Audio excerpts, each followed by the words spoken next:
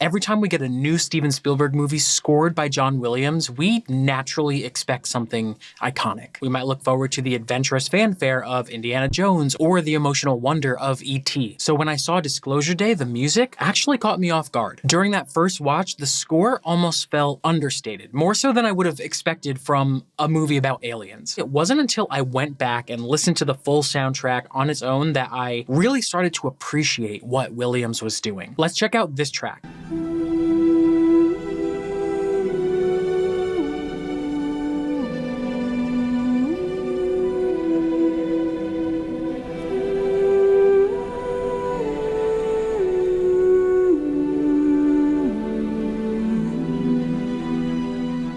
It's so soft, it's mystical, it sounds so bittersweet, right? We get these slow, isolated vocals from Holly Cedillos, and it's just really beautifully haunting. And now, just as a heads up, we are going to get into some spoilers for Disclosure Day throughout the rest of the video. So in the film, I think this theme kind of represents the almost fragile, the sacred connection between our two main characters and the aliens presenting themselves as animals. And the thing is, throughout the film, Williams intentionally keeps this theme sounding intimate and ethereal. But look at how that changes in the next part of this track.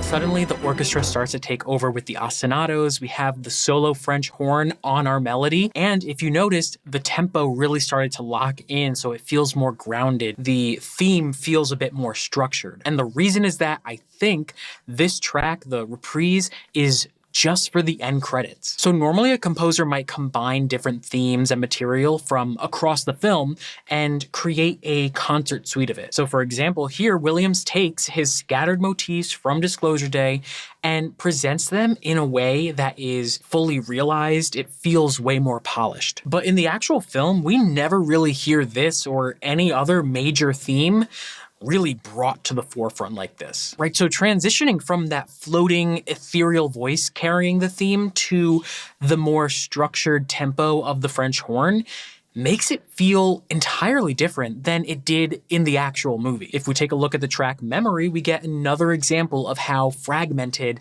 the thematic material is.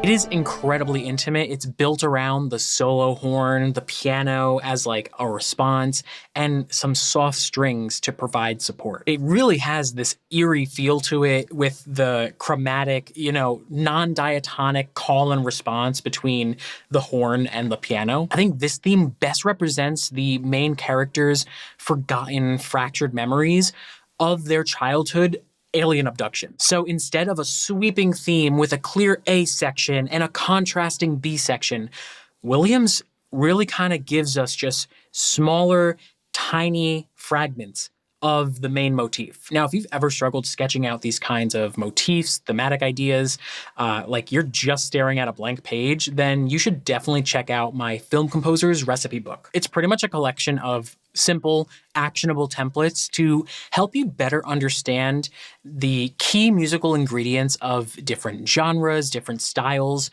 for film, TV, and games. So if you are interested, I'll leave a link in the description down below. Now let's take a listen to what Williams does with that memory motif when we get back to the reprise at the very end.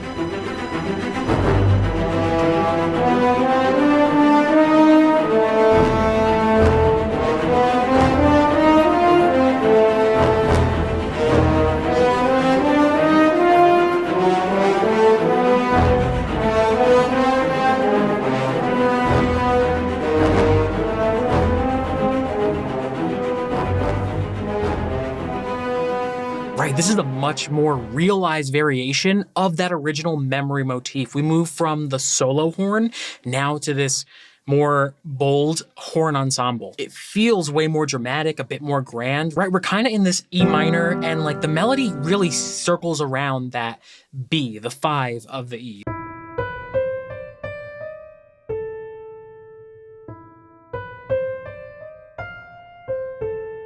But thinking back to memory, that is a slower, more fragmented version of what we just heard. So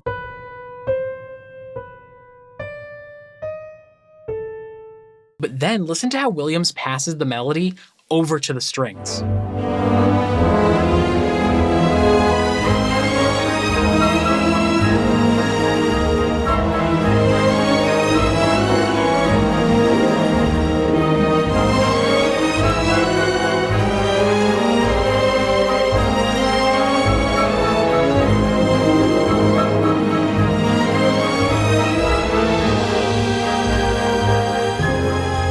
It is such beautiful writing. This is the classic John Williams sound. So he pretty much modulates up from that E minor that we were in, right? Up to that A flat major. And then he changes the melody from circling around that 5th of the chord, which was B, now to be the 3rd, so that's C. So even though we move from E minor to A flat major, that melody just shifts up a half step. So it's something like,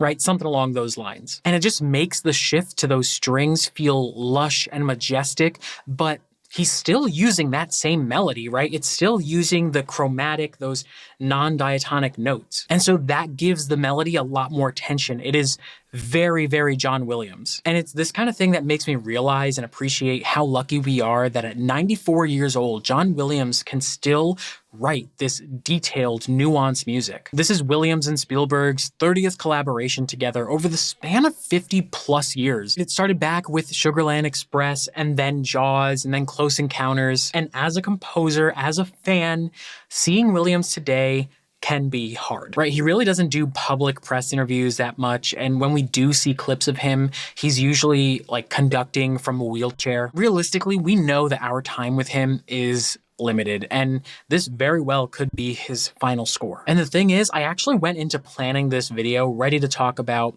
how this soundtrack generally sounds like John Williams, but compared to his previous work, it kind of falls into the background a little bit. But the more I listened and took notes on the themes and his orchestration choices, the more I realized just how sophisticated his writing actually is, especially in support of the story. Throughout the film, he intentionally stays away from these sweeping, grand emotional themes like we might hear in E.T. or Star Wars, or even the concert versions from the soundtrack. Because at its very core, Disclosure Day is about listening. It's literally the final word of the film, and I think the message that the alien was trying to get across, and ultimately what Spielberg was trying to share, is that it's all about empathy and compassion and communication. And I think Williams' score tries to model that behavior. So instead of forcing itself to the forefront of the story, like, okay, here's the theme now, it tries to stay more restrained, more reserved, more intimate, so that the story has some more space to speak. And as a composer, that is such a good lesson to learn from the maestro. You know, our music should never take away or distract from the story. Instead, it should always be in service of that larger narrative. Now, if you do want to dive deeper into these kinds of narrative first frameworks and really master the core ingredients of scoring for different genres, then don't forget to grab the Film Composer's Recipe book in the description. And if you're ready for another breakdown on how to use music to tell a story, then definitely check out this video next. I'll see you over there, and as always, happy composing.